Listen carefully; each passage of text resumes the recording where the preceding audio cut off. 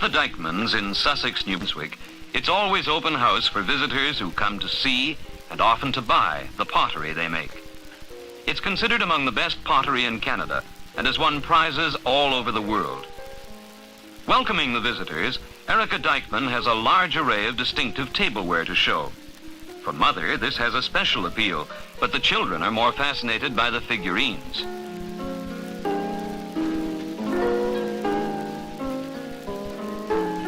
While Erica is showing the wares, her husband Kjeld is busy shaping each jar, vase, mug or bowl individually on a wheel powered by his foot.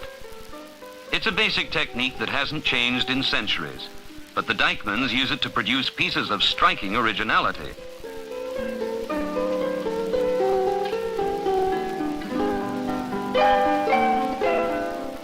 Erica's role is to decorate the pottery, and she's glad to show the visitors how she evolves an idea for a figure that will later adorn a plate.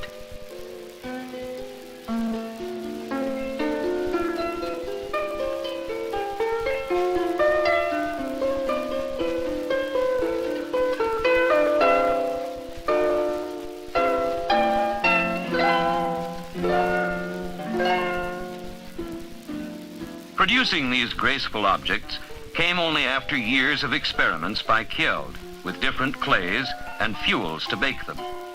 For the glazing, Erica tried every known formula and developed some of her own to give the pottery that hard glass finish that so enhances it.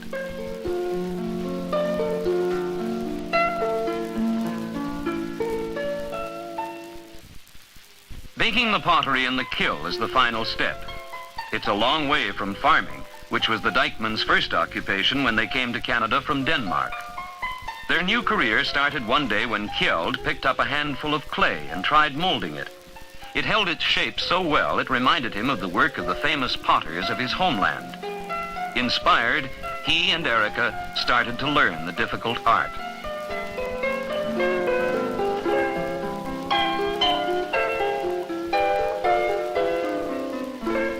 And here, fresh from the kiln, another perfect example of the work that has won such widespread acclaim for these two Canadian potters.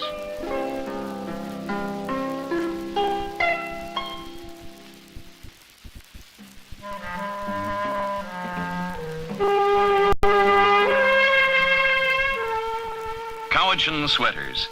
They come from an obscure village on Canada's west coast, where wool gets skilled and reverent treatment at the hands of Indian women. Once they were made only for the tribe here on Vancouver Island, but now they've become known the world over. It all starts with the washed fleece being teased, a process in which the last bits of dirt are carefully removed. Then it's ready to be carded or combed on a small rotating drum.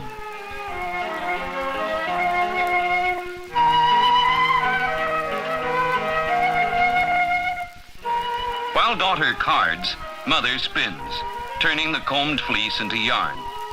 The natural oils have been left in the wool, and the heavy sweaters made from it will be almost waterproof.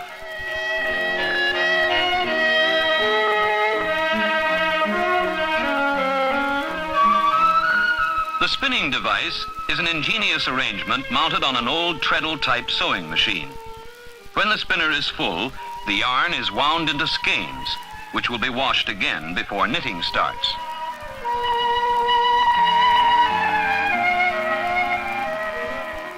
Every household has its knitters, many of whom have been at it for a lifetime.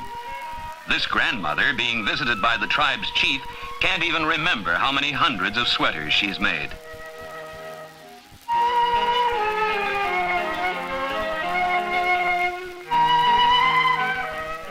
Though they're expert at it, knitting is not a native craft for these Indians. They learned it in the 1840s from a Scottish woman who was visiting the tribe.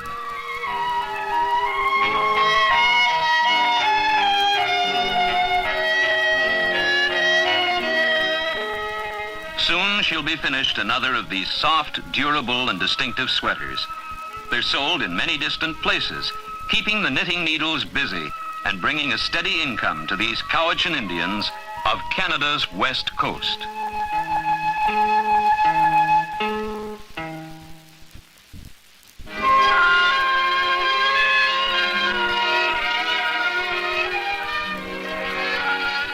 In Prince Edward Island, a surprising bit of old England in Canada. York Minster, one of the great British cathedrals, has been reproduced here with loving care for the most minute details. In its stained glass windows, its flying buttresses, it faithfully mirrors the original, with one exception. It's somewhat smaller.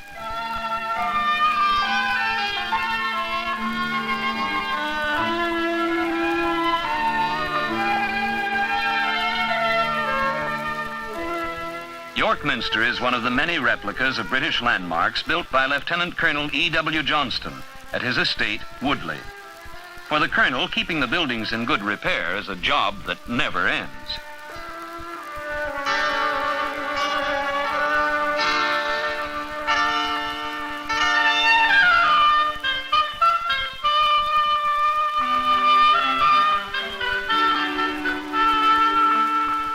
Glamis Castle is one of the gems of the collection. Macbeth and Mary Queen of Scots knew Glamis, and Princess Margaret was born here. It's a favorite with visitors, as is Anne Hathaway's Tudor cottage with its thatched roof and picket fence.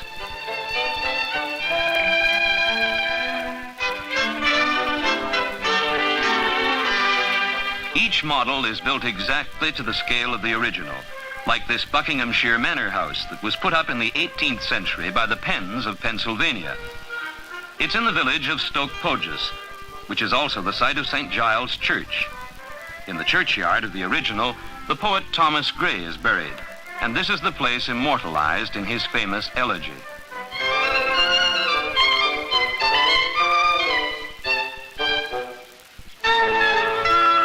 For the many tourists who visit Woodley, the wealth of sights include Shakespeare's birthplace, the mill on the Floss, and an old English pub. And of course the pillory and stocks, reminders of medieval punishment.